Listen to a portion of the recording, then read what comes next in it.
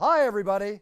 I've had an absolute blast recording your championship intros on audio and also on video. And for those of you that didn't know, the videos can be done special exactly the way you like them, because these are green screens and we can do them with a scene behind me. Do you want a fighting scene? Do you want a beach scene? Do you want a race car scene? Any scene you want, we can give it to you. It's your theme and my pleasure. Just write our offices and we will answer you with the exact fee involved and how it'll get done. So here we are, and now it's time, and it's your choice. Cheers! From the shores of Malibu where the waves are pumping, to the Great Wall of China and back to the streets of Nashville, Tennessee, where the UFC is coming. We are live. This is It's Time Radio, the show where we talk about what you think about but may be afraid to voice. Don't worry, we'll voice it for you. We talk about it all. Sex, drugs, rock and roll, UFC, politics, entertainment, you name it. We discuss it. I'm here today with my co-host, TJ DeSantis. TJ, another week gone by, UFC Fight Week. I'm sure you were busy. UFC 317, we were both busy. So good to see you, my friend, back in Los Angeles. Yeah, happy to be here. International Fight Week. I'm still feeling the hangover a little bit, Buff. Hangover? Because you're drinking or because of all the activity? Just all the activity. My goodness, so much was going on. I know, there was a lot. The show, this, that, and the other. We'll talk about the show. We'll talk about it with our special guests we have on the show.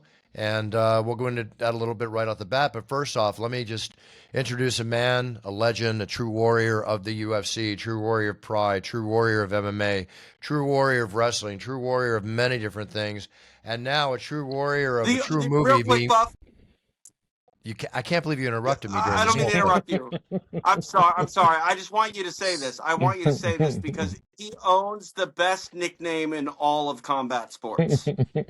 Which I was about to say, so shut the hell up. Sorry, Buff. All right, here we go. A true warrior of many things in life and in the history of our great sport of mixed martial arts. Let's bring on the legend, the undisputed, the man himself. There's nobody like him, and they made a movie to show us the truth about that. Mark the Specimen Kerr. That Mark, wasn't how are even you? the nickname. Huh? Gotta go with the smashing machine. Mark, I used to call you the Specimen. I know. At one point there was a photograph, and that photograph was like, holy shit, he looks like a human specimen, like an anatomy chart. Right. And so that kind of that stayed with me. But it turns out that people around me encouraged me, like, hey, you could be any kind of specimen, so you better be careful. When I was announcing you in UFC, did I call you the Smashing Machine or the Specimen? I called you the Specimen. Yeah, you did. Yeah, you so did. let's just say that I'm right because I'm remembering my history with you. I would give you the leeway here because it's one of those things where we were, like I said, I'm in a unique spot to witness what I witnessed and participate in it all the way through. It's just this, it's just a little clip of history, Right. and I was there. It's like it's one of those amazing things I look back on and going, I can remember this specifically, Buff, like how hard you were on yourself after an event and you'd critique yourself and you just wanted it to be perfect as best as it could be. And it reminded me of like when I would get done fighting and sit with a coach and I'd watch the tape and I would look where I could have gotten better and I could have done this better and that better. And it was like, I don't think people really genuinely understand like your craft. Oh, thank And you. how hard you worked at it from the beginning. I honestly, Buff, I don't think they get it. And it's one of the things that I always reflect on when people ask me or they talk about UFC and your name comes up. You're like, oh my God, Bruce Buff. And it's just one of these things where it really is something. Thank you, Mark. I appreciate that. And to not counterpoint, to add to that, and thank you so much for that. As part of the thing is that we both started basically as pioneers in the sport with the other pioneers. I started with you. My first fight announcing you, if I'm not mistaken, it was UFC 14 which is Yep. back in 1997. You fought in two UFCs, and then you fought, I think it was July, and then you fought in 15, which was, my mind is saying Yeah. October, having 4 fights, 2 fights in each event, where most people fight once. So in essence, you fought 4 fights, coming on like the massive impression that you made back then. But we were both starting out. I mean, before that, you were in Yeah. the Valley Tudo Championship. I think you fought 3 fights in that. 3 times in one night. Yeah, Yeah. three I mean, times in one night, and then you come into the UFC, making the impression you made. So we were both really starting out, and then we did ADCC yeah. together in Yeah. '97. Like when I look back on, I'm proud of a lot of things, and I'm proud of what I did in ADCC, because it was, back then it was like, jiu-jitsu had such a stronghold on we know all the submissions, this is what we do. And, it was like being just a pure grappler, like having my wrestling background and really getting into the weeds with a lot of really freaking good jiu-jitsu guys. Yeah, When you take their gi off, it's a different game. totally, It's a completely different game. totally. And like my first ADCC, second one, third one, so on and so forth. It's one of those things where I look back on and go, that's probably some of my better work to just keep unraveling that stereotype, of like, oh, you're 100 pounds, you can't beat anybody up, or you're 700 pounds, you can beat everybody up, and it was one of those where it's like, wrestling is a formative, if you call it martial art, human art, whatever you want to call it, it's the shit. Well, wrestling today, I think we'll all agree, is the best base for mixed martial arts there is. Yeah. Proven. Yeah. And obviously, okay, you fought in the Valley Tudo Championship, which was just events beyond belief. You fought in the UFC, Yeah. which was a spectacle back then because it was blood sport, Yeah. right? Before we Yeah. were Yeah. organized. You fought in Pride, which was the same thing, Yeah. even more so with the football kicks and everything else that was around back then.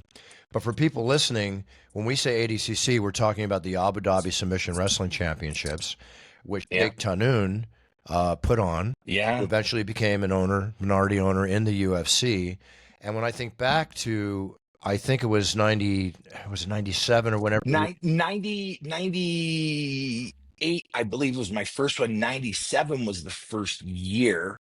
Yeah. I believe 97 was the first year. 98 was my first year participating. And it was like one of those things where I didn't have any freaking clue what I was walking into. You had no clue. I had no clue either, because first off, they threw a boatload of money at me compared to what I was normally making. I know they threw a boatload at you too. They did. Aside from the They special did. bonuses, we're They flown did. first class on, Emirates Yeah, or whatever it was. We get Yeah. there, and they had, Olympic-like introductions, people walking in Oh with the God, it was teams and the awesome. flag, and there's like 20 people in the stand, right? It's just the That shakes. was awesome. And then we're given like these major buffets and everything. I was Everything. kidding with people back then. I said, I didn't know what to expect. I felt like it was going to be like Enter the Dragon. That's how I felt about it. And when I got yeah. there, it was like I was thinking the harem was going to be presented to me to take pics of, it was going to show up my It door was- like Bruce Lee and Enter the Dragon. Yeah. I had all these Yeah. visions going through my head. It was Oh crazy. my God, man. Yeah. You know what? See, so this is what, I tell people, I go, you want to know what kind of like people we were dealing with? Everything was a handshake. Mhm. Everything was, this is what I'm going to do. There's no contract. There was Right. no, if he said it, it got done. Yeah. There was no, and again, that's like a totally different world. Totally. It's like totally different world. Even today, totally different. Oh my God, you couldn't operate like that. No. It just one where the second year there, they had raffles to draw people in that I think it was like a G-Wagon or something like that. Crazy. It was like a boat, jet skis. It was this silly, like I remember this walking into the arena going, oh my God, if that's the raffle, I think I want to buy a ticket. Yeah. Totally. Yeah, it was unbelievable. It was amazing. Amazing experience. I mean, I hate to say this, guys. I don't mean to make you feel old, but I look at, where we are now with the sport and where we were then. It was almost prehistoric times. You know what I mean? Yeah. I'm not calling you dinosaurs, but like you didn't No. like everything kind of felt like it was maybe semi-legal. So I describe it, Bruce. I'm sorry. I describe it like this. I go, I was there when it was NHB. It was no holds barred. And I started to bridge the gap between, okay, we have something here. How do we market this to a housewife in Nebraska? Right? How do we get her family to buy it? Right. Well, this is the dissection of it. Like I think like one of John McCarthy's like things as they started to do rules, no small joint manipulations. It sounds really, really good. Like, oh shit, they're not allowing small joint manipulations. Let's turn it on. So it was interesting. Well, even interesting back then, when we had the shows and we had the, whatever, when John McCarthy would give his fighter rules meetings, those were always like epic little events in themselves. Yeah. There's so much. And, listen, without going into where, who, and what, I did underground fights. I'm sure you did your underground fights. Mhm. I mean, I did fights like right out of the movies. I can't even talk about, wondering if the police were going to show up back then. I mean, we did all that stuff until this sport became legitimized and to where it was. Yeah. Yeah. And I take so much pride in all of that. And, this is why, and one of the things they're making this movie with you, they've made this movie with you with Dwayne "The Rock" Johnson, who looks amazingly like you. It's unbelievable how similar, and I can't wait to see this film, The Smashing Machine. Mark, The Smashing Machine, Kerr, right? There it is. Yeah. Two things. Yeah. I'm so happy about the movie, but I was bummed they didn't ask me to be in it. But I guess there's really, you only get two Oh my UFCs. God. Okay, it's okay. You know what? It would have been interesting because I tell people, I go, hey, the movie is a pocket of time. Right. That's it. It's just a small little pocket of time, and they need to tell this story about what was going on. I was 11-0. I was the presumptive, number one ranked heavyweight, and however you want to classify it. But a lot of eyes were on me to do great things and to continue to do great things, and then life happens. Yeah. And it's one of those things, looking back on it and realizing that that film changed things as well.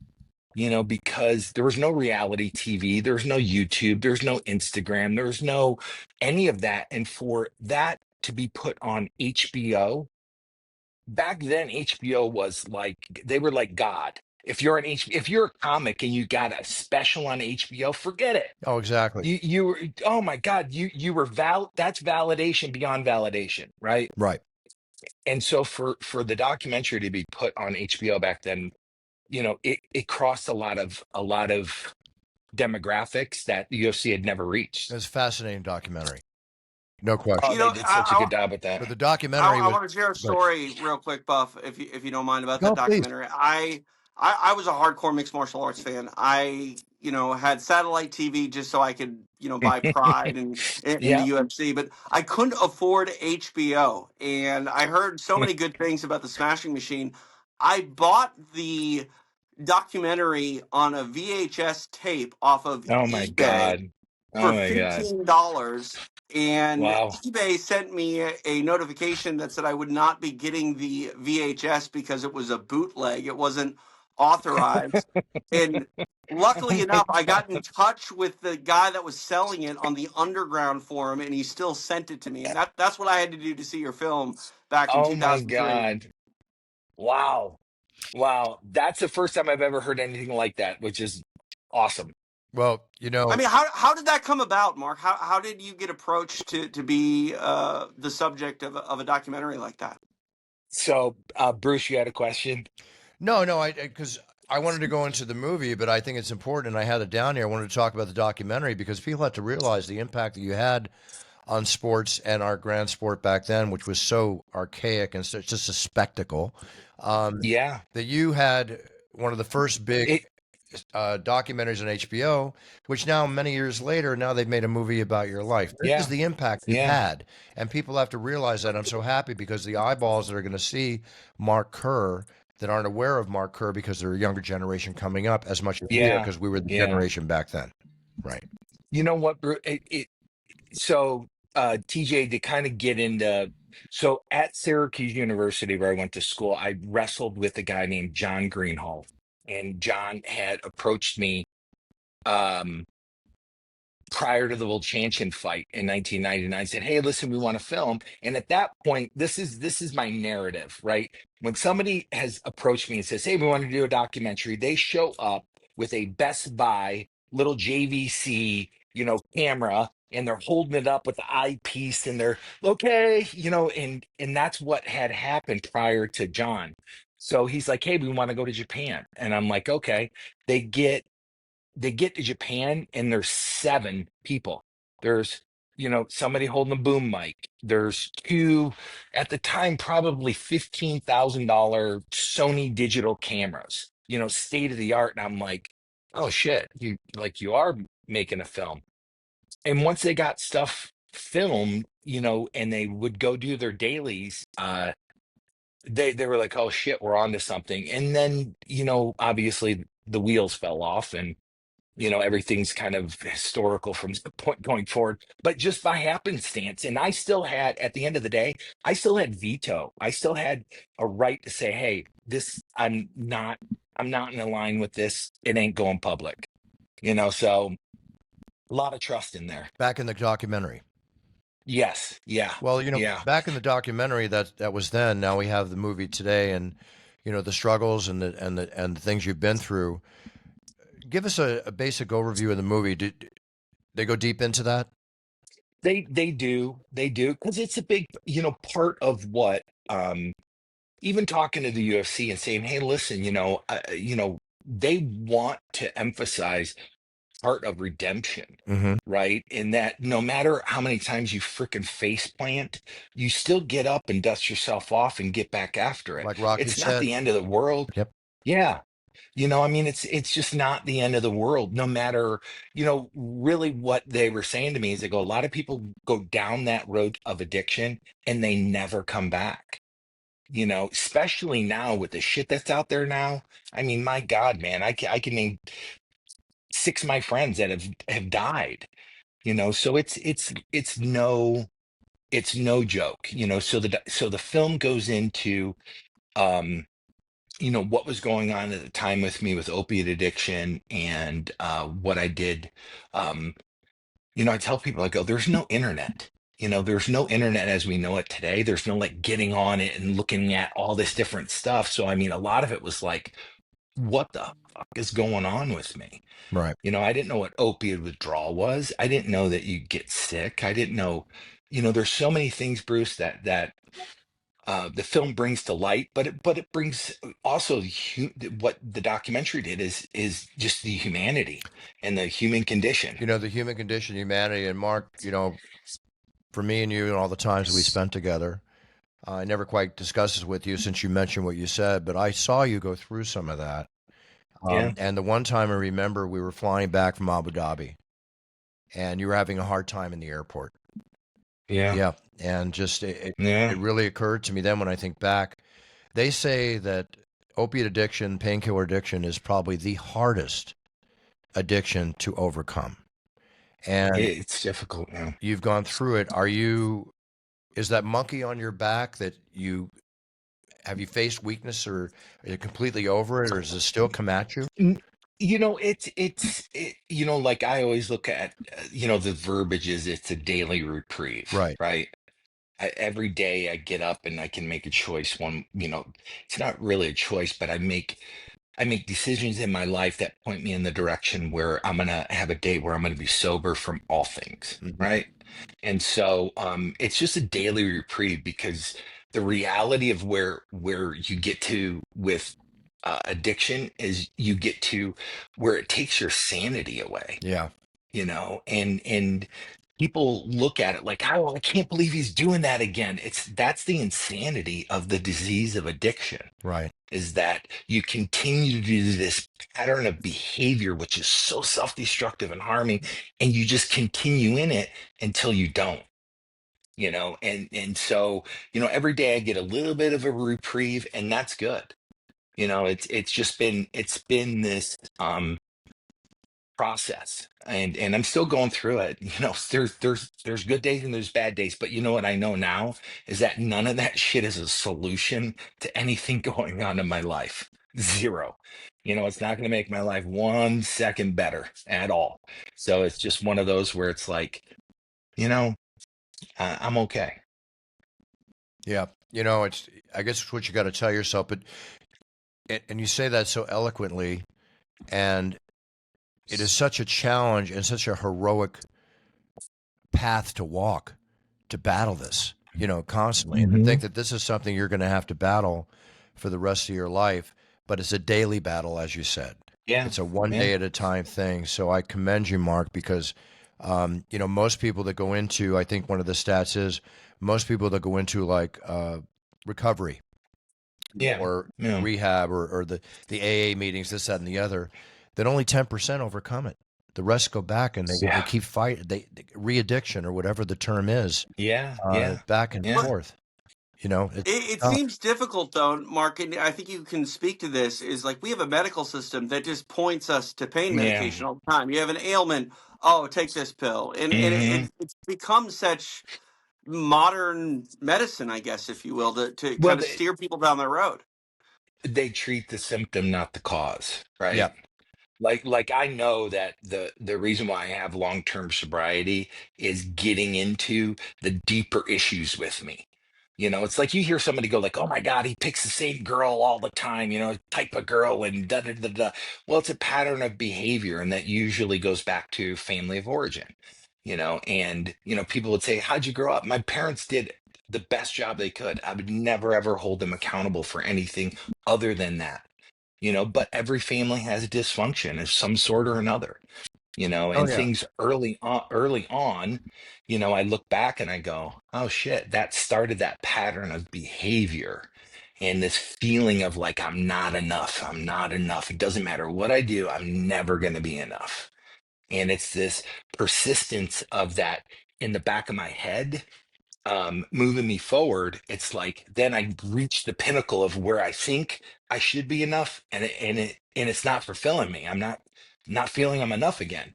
So all of it just kind of contributes to, okay, I want to try something else, something else, something else, and it led me down a path where I tried drugs and alcohol, and they just to a horrific conclusion. They don't work Well, for me. no, and they say that one addiction leads to another. You cure one, Yep. and some people fall into gambling addiction, sex addiction. Yeah. It's that. Yeah. Do you have an addictive personality? In some regard, I do. I have an obsessive Mm. personality, as far as like I'll get locked on the silliest shit. We just went through a remodel, of my wife's house, and so I get locked into where it's like, I'm going to learn everything about the remodel. I'm going to learn how to use a miter saw. It's not a bad thing in that regard. But when it locks onto something else, and I'm trying to fill a void. I'm trying to fill something that I feels deficient in me instead of, what I've learned for myself is I've learned to recognize those behaviors Right. before they get further down the road, right? Going, dude, what are you doing? And then I have other people in my life that I could actually go, am I being an ass? Oh yeah, okay, all right. I just needed to check, because my reality sometimes doesn't line up with reality. Right. So, it's a good thing, Bruce. I mean, I have first world problems. I really do. Considering everything I've been through. Yeah, and considering everything going on in the world today, because this world is such a flux, it's like between our personal lives and what's happening around us, all that. Mark, listen, on a friendly note, a brotherly note, uh, a kind note. I just wish you all the best in dealing with this. I can imagine. Oh, man, I appreciate that, And Bruce. I And I met your lovely wife at the show. oh, good. Yeah, Yeah, she's awesome. she's awesome. She's The awesome. support factor you have. She's part of the reason why, you know, I am where I am because she offered something that I just struggled with was stability, Hmm. just stability, not understanding just that one simple thing, stability. It generates consistency. When I have consistency, I have results. Right. It's just that simple for me. I look at my 20-year-old son, he is structure. If he doesn't have structure, something to do, he is just absolutely all over the map. Give him a job he has to report to at 8 o'clock, he's there at 7:45. Great. He has to be there till 5, he's there till 5:30. And it's one of those things where it's like he locks into structure. And I realized that, like, stability for me, it was a game changer as far as me being able to work on myself and get to a point where I am now. This is great to hear. I have to ask you another question. So I'm going to ask you, Yeah. a few Yeah. more. Your fighting career, the money you made, the best money you made, I would assume, was in Pride. I'm guessing. Yeah. Oh yeah. Yeah. By far. And right now, as far as you have the movie, which are you a associate producer on the film too? So they ended up doing something a little different, but it's the equivalent of. Okay. It's Don't you have to give away the personal stuff? no. It's just like DJ Dwayne just made it his mission to, if he was going to take this on, he in the process, he was going to help change my life in a way that only he can, right? Like, he couldn't come into anybody's life and just touch them and their lives different. He really isn't. He's, the saying, don't meet your heroes. It's like, I was kind of afraid that, like, oh man, I hope he's not and he is just such an incredible human being. Yeah. And then to top it off, Bruce, how much effort, energy, time he put into doing this Oh, yeah. just was, it like blew me away. It's like he was in Vancouver where a lot of this was filmed, and didn't bring his family up. Treated it like it was a training camp. Went through all the stuff like I would have if I was in a training camp. It was like 10 or 11 weeks.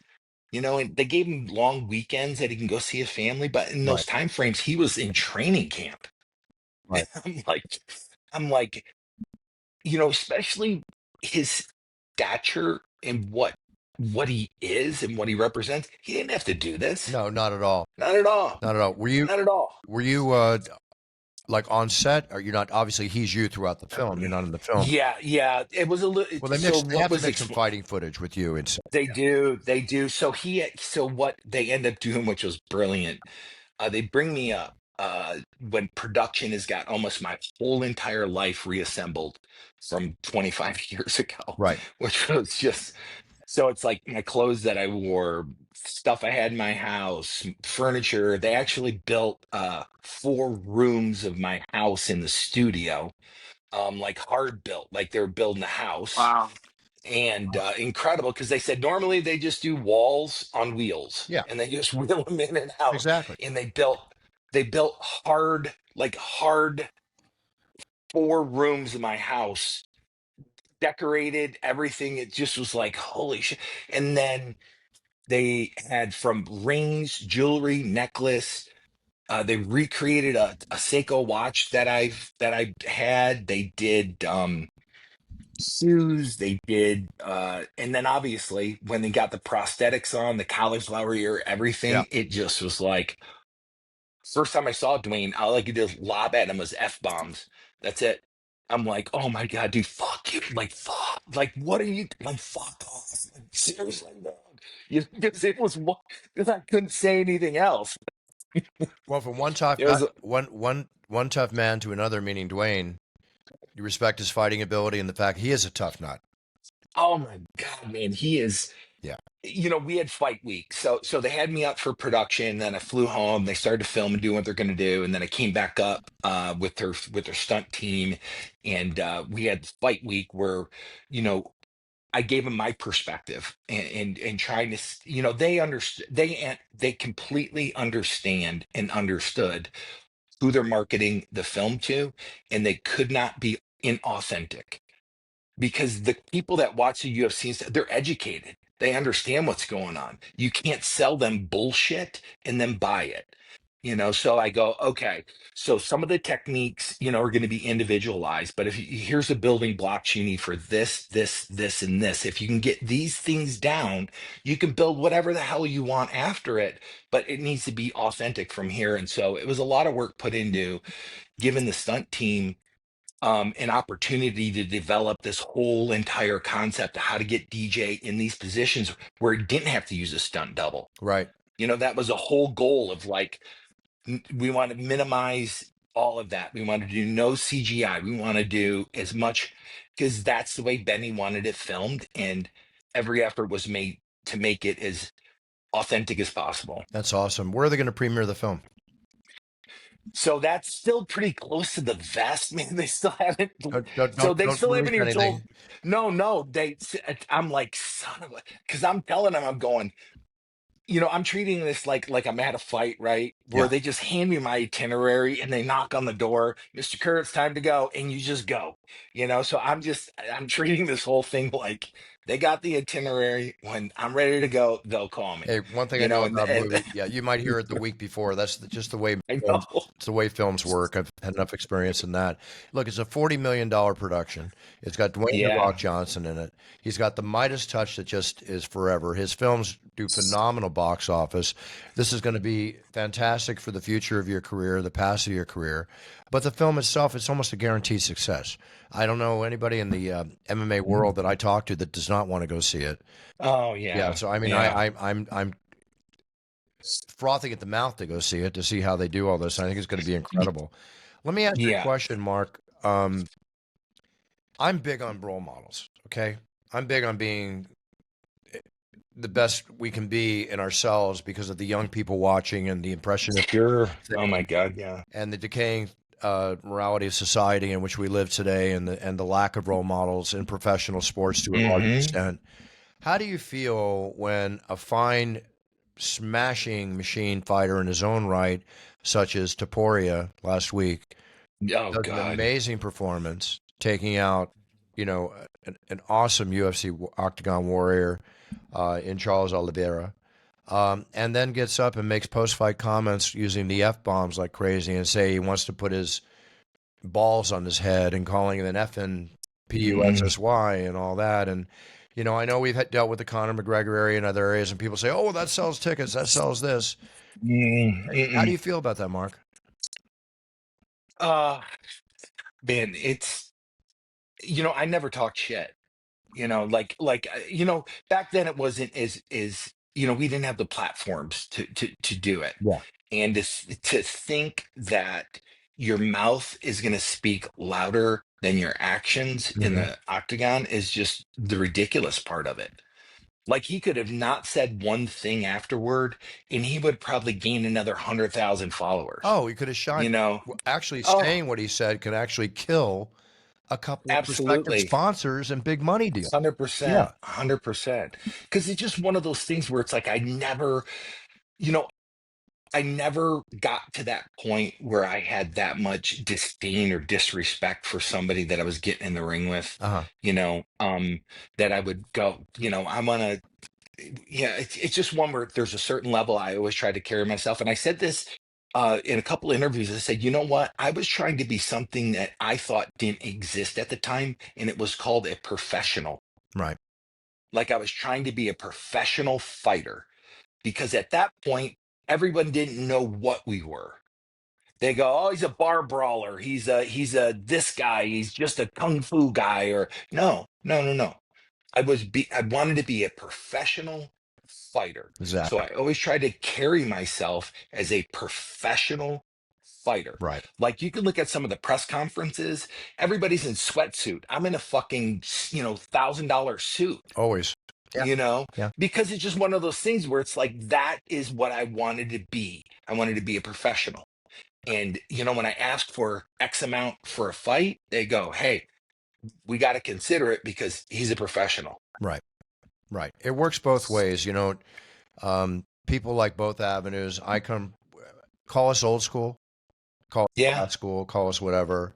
It's just the way I feel because I know that I could do press and this one, they never say a single curse word and still sell Yeah. myself Yeah. for it. And if I say an F bomb, as TJ knows, because you can probably count them on his two hands in 17 years, how many times have you even said it, or one hand on the show. And I'm not putting anybody down. I'm just saying this is my preference. Yeah, It's my and a lot of it, Bruce, and this is what's really so this is my running joke with myself, going, I don't have the language to describe how fortunate I feel Right. for everything that's gone on.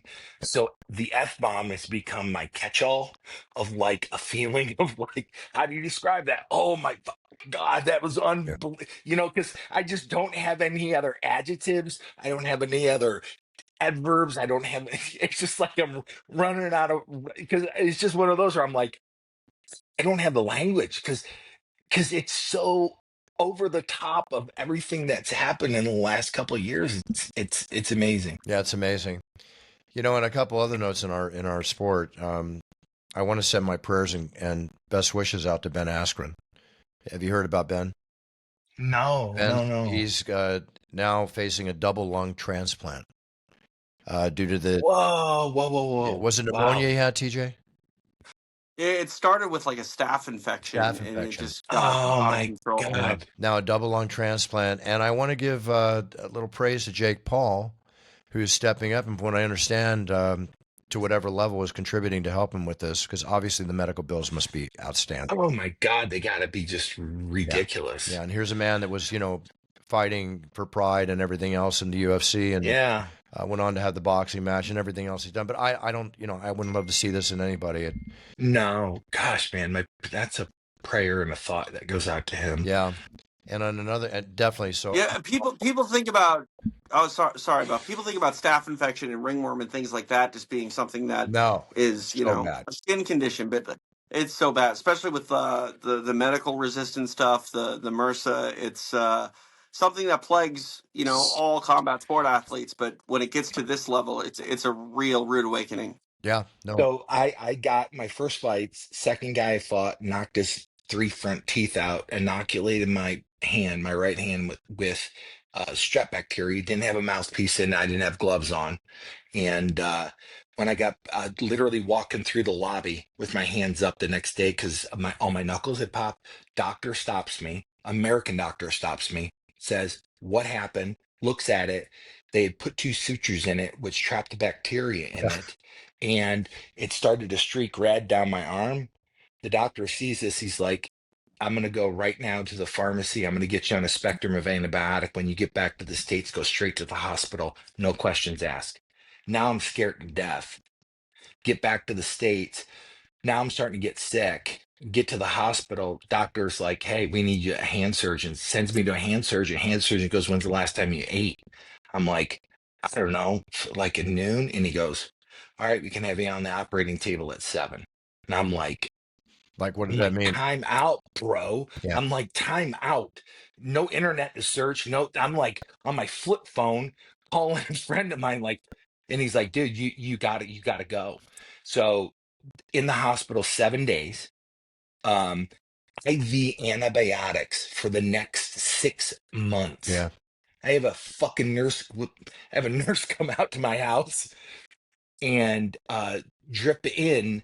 It was the craziest. I should have never, ever, ever, ever fought after that. That should have been like, dude, like, are you serious? But of course, that's a different story. Another personal bridge of life that you had to overcome amongst many others. Mark, you definitely are a warrior. On another note, Well, mentioning blunt force trauma is supposed to be the most dangerous yeah. thing, not that. Jeez. On Yeah. another note involving Jake Paul again. He just fought the boxer Julio Cesar Chavez Jr. The son of the legendary Julio Yeah. Cesar Chavez. Won on a decision. He's now been entered into the rankings. He's now WBA cruiserweight ranking, making him eligible for a title shot. So it's interesting to watch Jake Paul as he goes. But here's the thing: with all this ICE stuff going on, the ICE things, with the Yeah. Yeah. presidential, Yeah. run to Immigration stuff. immigration, Yeah. Yeah. Julio Cesar Chavez Jr. was just arrested by ICE. He's in jail. A warrant. What? Yeah, it's a warrant and alleged connections to a cartel. Oh, jeez. And now he's ICE agents arrested him. He's a wanted man in Mexico for alleged weapons trafficking connections to the Oh my cartels. God, man. So he's in jail right now. I'm all for whatever. I'm not saying he's a bad guy that'll come out or whatever, but if he's involved in that, it's definitely bad. But to watch some of these day workers and everything, and the people working in other areas, it's a tough situation. I don't want to get too much into it, but I just wanted to report that strange how these things Yeah, happen. Definitely. it's just this is probably one of the options that you never want to see. You know what I mean? There's probably 50 different ways to go about this. This is just one of those where it's like, yeah, Well, I'll say probably one not the thing: get best. the bad guys out. Get the bad guys Yeah, out. So yeah. I mean, it is, and it's just one where there's, and again, it gets into the weeds because it's it becomes personal, and it's one of those where it's like I couldn't imagine. yep, I exactly. couldn't imagine. Well, that's the bad guys, but we've got the good guy on the show who is a bad guy that we fought inside the octagon. Mark, we're going to Hey, be on a lighter note, real quick, let's go back Yeah, to yeah, a few pay-per-views ago where they announced that you're getting inducted. yeah. yeah. Oh To my me, Mark, God. Yeah. that was almost the final scene in the movie that's about to come out. What was it like for you to get the call to know that you were going to get your spot among the So, greatest you of know all what time? the crazy part is so A24 kind of hijacked this and said, "Hey, listen, we just need to do a meet and greet, right? So we're gonna fly you out to Newark. Sorry for the late notice. It's gonna be a soft reintroduction to the UFC fans. You're gonna take some pictures, and can you make it out?" And I'm like, "Yeah." So I grabbed my son and I grabbed one of his friends, fly on out. I was on the ground for 27 hours. 27 hours. And so they didn't lead on. Nobody in the UFC led on, nothing. So when I sat down and looking back on it now, the gal that was with me, her name's Lee Beth, and Lee Beth was like, "Hey, you might want to stay in this area. You might want to stay seated here." And like, the whole night there hadn't been like, "Hey, stay here," other than go up and take a couple pictures. And it was one where it's like, once the announcer came on, looked up and I'm like, oh my God, like it's this, like I'm gasping for air, right? It's like this, like, oh my gosh. And then looking over the corner of my eye, seeing my son and how just his face lit up and how proud he was in that moment. Yeah, And totally. yeah, it was awesome. It was awesome. Something to be very, very proud about, Mark. Very proud about. I listen. The evolutionary process of your career, where it's taking you. What's next for Mark Kerr? I'm working on a book proposal right now. Mhm. And I'm also, my wife and I have a company. It's called Absolute Wellness. And then we're developing like Smash Machine, like functional training systems and stuff like that. It's Very part cool. of what my wife's done for the last 23 years. She designs and implements fitness centers and multifamily developments and municipalities, master plan communities, all of it. She's really good at what she does. That's And fantastic. so, yeah, it's been, it's I feel like I've been resurrected. And I think I said in Newark, I think I might have said it to you, Bruce. I said, it feels like I'm coming home, Yeah, and exactly. in the ceremony and everything was just mind numbing for me, and such a sense of gratitude and humility and understanding that even if I advance the sport 1 millimeter, I advance the sport 1 millimeter, and that millimeter was needed to advance it to the next millimeter. Right, right. And You know, The Rock, in his usual wonderful way, was there for you. oh my God, he was incredible. Yep. Yeah, incredible, Hey, incredible night. Sorry, I wasn't real there. quick, Yeah. before we get away from the film too much, I'm curious. When I look back at the documentary, there were other fighters of the time that were spotlighted. Are Mhm. we to expect characters like Rika Rodriguez, Mark Coleman, Boss Rutten to be in the film? Boss is in the film as himself, which is That's incredible. awesome. And Mark Coleman is played by another fighter, Ryan Bader. Ryan plays him, and then there's assorted other people in the film. There's Usyk, the undisputed heavyweight champ. He plays Volchanchin, Oh wow, Ukrainian, which he was awesome. Like literally, I didn't even say a word. He just beat Tyson Fury, comes over, does his filming, and I walk up to a lunch table, don't even say a word, tap him on the shoulder. He gets up, turns around, and we just give each other a big hug. It was like wow. the coolest. It was like the coolest moment in the world. Only like fighters can do. Only like fighters can do. Not say a word, and they get it. It was awesome. That's awesome. That's awesome, Mark.